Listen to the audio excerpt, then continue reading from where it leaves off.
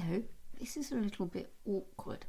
I'm doing this in a sort of a chalet in West Wales, and opposite, about 30 metres, 40 metres away, there's a family with very little clothes on, who are very, very big, sunbathing, and it just kind of looks like I'm here staring at them, or we're still taking film of them. I do hope they're not feeling worried about it. We've got one more week now before we, some holidays are upon us, so one more week sort of term classes, and then it's the summer holiday classes. I'm looking forward to those, been getting those ready, and I'm wobbling. That will be fun. And then we'll start again, and the very first week of September, because there's a lot to cover in those final sort of 3 or 4 weeks before the exam. So in that final home stretch, what did the last mock exams throw up? Well, follow instructions.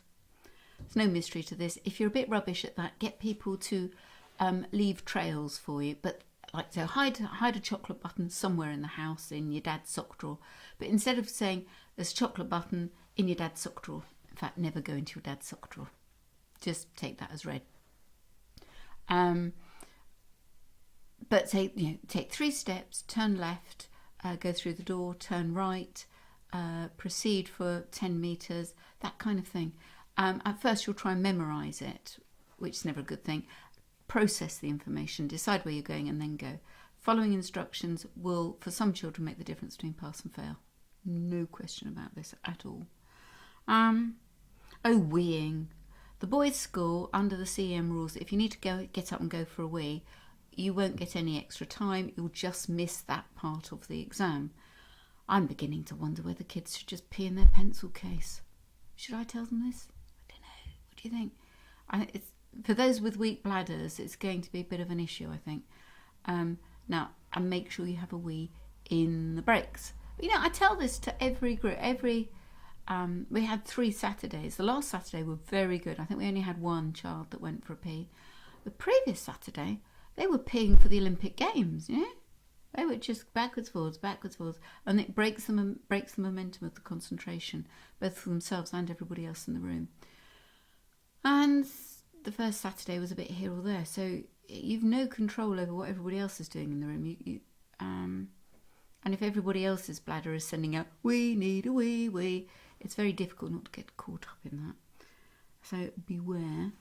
Over the holidays, if you've so minded, do you fancy bringing me back a pebble? I love pebbles. I'm never going to get to see all of the world. I finally realised it ain't going to happen. But I've got all these little 11 plus pupils, and they bring me these little pebbles. I love it. Look at this one. I found this one this morning. It's, I wonder if you can focus properly on it.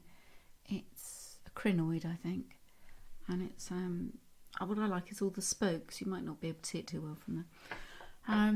They bring me a pebble, little pebble, not a dirty, great big rock. And one boy, lovely little boy, brought me a rock about that big from a river in India. And I thought, imagine the amount of airline gas that was paid just bringing that over for me. But it's beautiful, so smooth, very, very striped. What else have we got? Now, I suppose other things in terms of the exams were write your name at the top. We had a whole load that didn't, and you say at the beginning and at the end. Now, your names will be printed on the top of the papers, but follow the instructions. Don't talk. People lost marks or got naught because of talking. If you're told to be quiet, they mean it. And I'm not really the best person to tell you to follow instructions because I'm a bit rubbish myself. I hate learning things. I'd much rather work it out from first principles. I'd much rather make a gadget than just buy one off the shelf.